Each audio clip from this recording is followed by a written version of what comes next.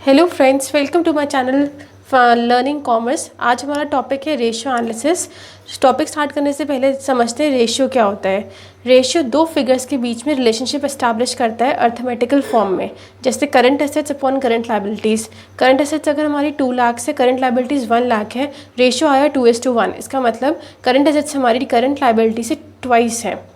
ऐसे ही current assets और current liabilities के बीच में रेशियो ने रिलेशनशिप इस्टेब्लिश किया।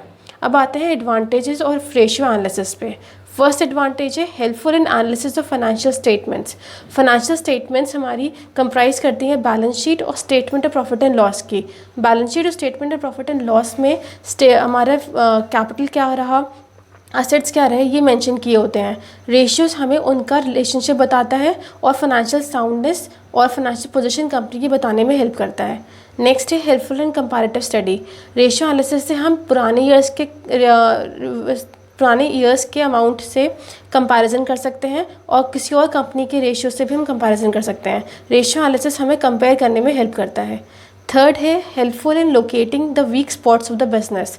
कंपनी के जो वीक पॉइंट्स होते हैं, जहाँ पर कंपनी वीक है, उसके बारे में हमें रेशियो एनालिसिस से बहुत क्लियरली पता लग जाता है। नेक्स्ट है हेल्पफुल इन फोरकास्टिंग। अगर सेल हमारी 10 लाख है और हम स्टॉक मेंटेन करते हैं 2 लाख, यानी 20% का स्टॉक मेंटेन करते हैं हम, अगले साल सेल हो जाती है 15 लाख, तो हम 20% स्टॉक ही मेंटेन करेंगे जो कि 3 लाख हुआ। ऐसे रेशियो एनालिसिस हमारे फोरकास्टिंग में हेल्प करता है। नेक्स्ट है estimate about the trend of the business. Company कैसे काम करती आई है, उसका पिछले साल में क्या परफॉर्मेंस रही, वो हमें ट्रेंड के थ्रू रेशियो एनालिसिस में पता लग जाता है। नेक्स्ट आता है limitations of ratio analysis. First है false accounting data gives false ratios. अगर अकाउंटिंग डेटा, जो डेटा आपको फाइनेंशियल स्टेटमेंट से प्रोवाइड किया गया है, वो गलत है तो रेशियोज भी गलत निकलेंगे। Next, comparison not possible if different firms adopt different accounting policies. Accounting policy से हमारा मतलब है जैसे डेप्रिसिएशन का मेथड हो गया या स्टॉक लेवल इन्वेंट्री के मेथड्स हो गए। अगर कोई कंपनी SLM फॉलो कर रही है और दूसरी company WDV written down value method follow कर रही है, तो दोनों के बीच में कंपैरिजन करना इम्पॉसिबल है। Next, ratio analysis becomes less effective due to price level changes. जब इन्फ्लेशन की बात आती है तब भी रेशियो एनालिसिस फेल हो जाता है। जैसे अगर सेल 2019 में हमारी 1000 यूनिट्स की 10 लाख की है, पर अगले साल 2020 में सेल 15 लाख की हो जाती है 1000 यूनिट्स की ही, तो सेल नहीं बढ़ी बल्कि इन्फ्लेशन या चेंज इन प्राइस लेवल की वजह से 5 लाख का इंक्रीमेंट हुआ, तो रेशियो ये डिपेक्ट नहीं कर पाता। नेक्स्ट हम चलते हैं classification of ratio. Ratios 4 parts में क्लासीफाई होते हैं: liquidity ratio, solvency ratio, activity ratio, profitability ratio. आज के पार्ट में हम लिक्विडिटी रेशियो और सॉल्वेंसी रेशियो पर ध्यान देंगे। फर्स्ट है liquidity ratio. Liquidity ratio company की एबिलिटी के बारे में बताती है कि वो करंट लाइबिलिटीज़ को करंट सोर्सेज की हेल्प से कितना मीट कर सकती है। करंट लाइबिलिटीज़ मतलब एक साल के अंदर जो लाइबिलिटीज़ आई हैं उसको अगर पूरा करना है तो कंपनी के पास करंट सोर्सेज में कितने पैसे हैं। ये बताती है हमें short term financial position of the firm. Liquidity ratios बताते हैं short term financial position of the firm. Liquidity ratios में आता है करंट रेशियो, इससे वर्किंग कैपिटल रेशियो भी कहते हैं। ये रिलेशनशिप इस्टेब्लिश करता है करंट एसेट्स और करंट लाइबिलिटीज़ के बीच में। फॉर्मूला है current ratio is equals to current assets upon current liabilities. Current assets मतलब एसेट्स जो हम एक साल के अंदर कैश में कन्वर्ट कर सकते हैं, करंट लाइबिलिटीज़ जो एक साल के अंदर हमें रीपे करने हैं। करंट एसेट्स में आता है cash, bank, bills receivable, short term investments, debtors, provision minus करने के बाद stock, prepaid expenses. Current liabilities में आया bank overdraft, bills payable, creditors, provision for taxation, propose dividend, unclaim dividend, outstanding expenses और वो लोन्स जो हमें एक साल के अंदर पे करना है। आइडल रेशियो 2:1 माना गया है। आइडल रेशियो का मतलब जो रेशियो हम सही है मानते हैं वो 2:1 है, मतलब करंट एसेट्स हमारी ट्वाइस होनी चाहिए करंट लाइबिलिटीज़ के कंपैरिजन में। नेक्स्ट रेशियो आता है क्विक एसेट, जिसे हम एसेट टेस्ट रेशियो कहते हैं, लिक्विड रेशियो भी कहते हैं। ये बताता है हमें current liabilities with in a month और इमीडिएटली। कंपनी करंट लाइबिलिटीज़ को जो 1 महीने के अंदर या तुरंत पे करनी है हमें, उसके लिए हमारे पास कितना कैश लिक्विड एसेट है। क्विक रेशियो का फॉर्मूला होता है liquid assets upon all current liabilities minus bank overdraft. Liquid assets में आता है सारे करंट एसेट्स स्टॉक और प्रीपेड एक्सपेंसेस को माइनस करने के बाद। आइडल रेशियो इसमें 1:1 माना गया है। आइए कुछ क्वेश्चन करते हैं।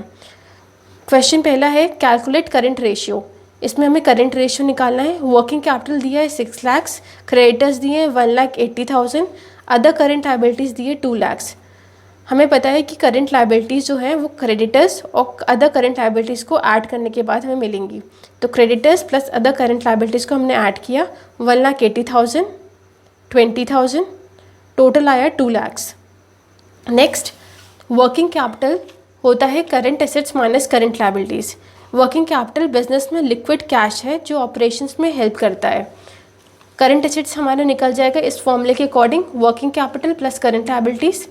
वर्किंग कैपिटल हमें क्वेश्चन में 6 लाख दिया था और करंट लायबिलिटीज़ हमारी थी 2 लाख की। तो हमारे टोटल करंट एसेट्स आ गए 6 lakh plus 2 lakh, 8 lakh. Current ratio current assets upon current liabilities. Current assets हमारे 8 लाख और करंट लायबिलिटीज़ हमारी 2 लाख। 8 लाख अपॉन 2 लाख, रेशियो आया 4:1। तो ये थे हमारे लिक्विडिटी रेशियोज़। नेक्स्ट आता है सॉल्वेंसी रेशियोज़। सॉल्वेंसी रेशियो में बताते हैं long term financial position of the firm. लंबे समय के लिए कंपनी की फाइनेंशियल पोजीशन कैसी है। इसमें पहला रेशियो है डेट इक्विटी रेशियो। ये इंडिकेट करता है कि लॉन्ग टर्म डेट और शेयर होल्डर्स फंड इनमें क्या रिलेशन है। डेट इक्विटी रेशियो का फॉर्मूला है डेट अपॉन इक्विटी। डेट होता है लॉन्ग टर्म लोन्स, इक्विटी को हम शेयर होल्डर्स फंड या नेटवर्थ भी कहते हैं। लॉन्ग टर्म लोन में आता है debentures, loan from bank, loan from financial institutions और public deposit. Share holders fund important है।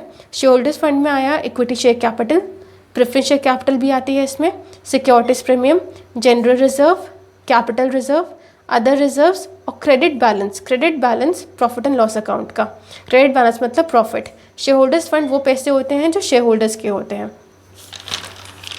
नेक्स्ट रेशियो है total assets to debt ratio. Total assets to debt ratio का फॉर्मूला है total assets upon long term loans. Total assets में आते हैं सारे fixed asset, सारे current assets except fictitious asset. Fictitious asset जैसे preliminary expenses, underwriting commission etcetera, ये सब नहीं आते। नेक्स्ट रेशियो आया प्रोप्राइटरी रेशियो।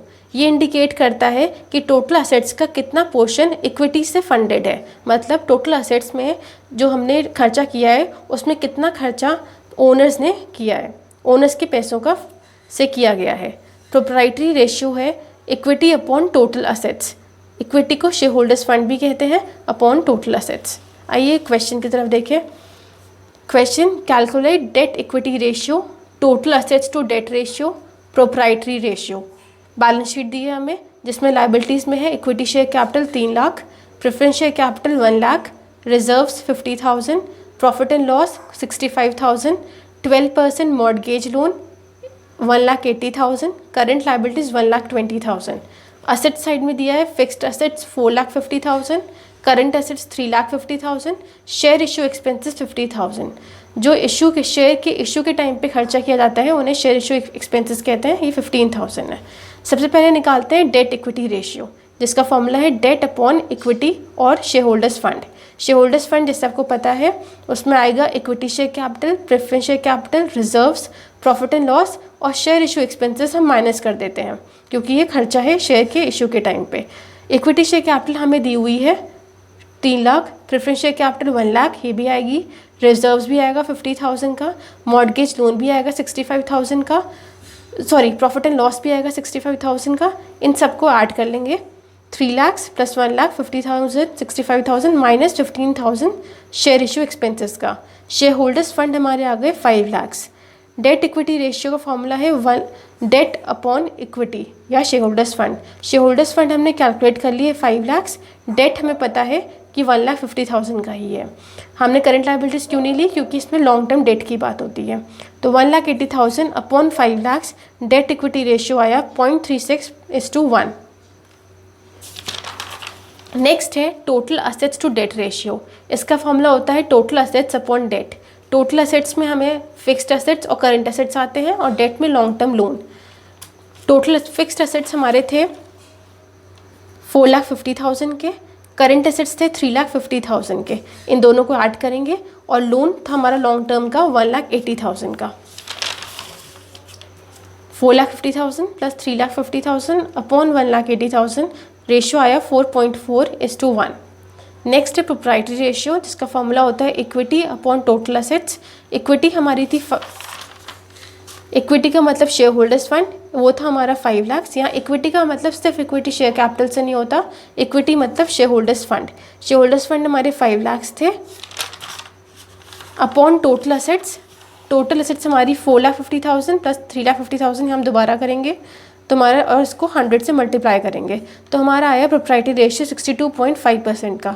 इसका मतलब कि टोटल असेट्स का 62.5% हिस्सा इक्विटी से फंडेड है। आज की वीडियो में इतना ही कवर होगा। अगली वीडियो में हम सॉल्वेंसी और profitability ratio, activity ratios cover करेंगे। Thank you for watching the video. अगर आपको वीडियो अच्छी लगी तो लाइक करें और सब्सक्राइब ज़रूर करें ताकि आने वाली वीडियोज़ का आपको यूज़ मिल सके। Thank you.